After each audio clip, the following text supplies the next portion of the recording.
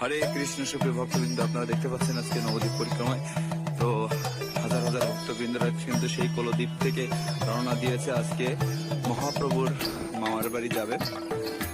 তো দেখতে পাচ্ছেন সেই বাংলাদেশ থেকে আগত এবং ভারতের মায়াপুর থেকে আগত সকল ভক্তবৃন্দরা কিন্তু এখন নবদ্বীপ পরিক্রমার জন্য রওনা দিয়েছেন সেই ভোরবেলা থেকে।